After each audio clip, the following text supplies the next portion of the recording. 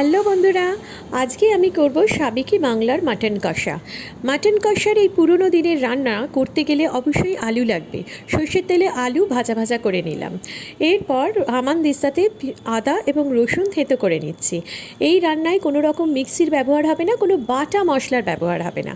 এরপরে আমাদের আলুগুলো বেশ ততক্ষণে লাল লাল করে ভাজা হয়ে গেছে, আলুটা আমরা তুলে রাখছি। এরপরে কড়াই সর্ষের তেলে টমেটো দেবো, আর দেবো তেজপাতা, গোটা গরম মশলা, তিনটে একসাথে একটু ভাজা ভাজা হলে পেঁয়াজ কুচি দিয়ে দেবো, কাঁচা লঙ্কা দেবো।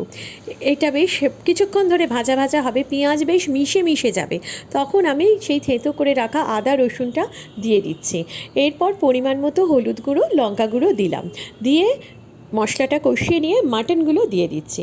মাটন কিছুক্ষণ কষানোর পরে বেশ একটু তেল ভেসে উঠলে ওই আগে থেকে ভেজে রাখা আলুগুলো সেইগুলো দিয়ে দেবো।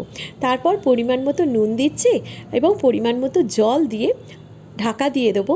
এই রান্না কিন্তু কোনো প্রেশার কুকারে হবে না, রান্নাটা হবে কড়াইতে, এবং এই মাটন সেদ্ধ হতে 40 মিনিট মতন সময় লাগবে। এরপর নামানোর আগে অবশ্যই গরম মশলা দিয়ে নামাবেন। রান্নাটা করে খেয়ে দেখে একবার কমেন্ট করুন যে কেমন লাগলো। আর আমার এই রান্নাটা ভালো লাগলে অবশ্যই চ্যানেলটা সাবস্ক্রাইব করবেন, তাহলে আরও এই রকম পুরনো দিনের মুখরোচক রান্না আমি দিতে পারবো। ধন্যবাদ সকলকে।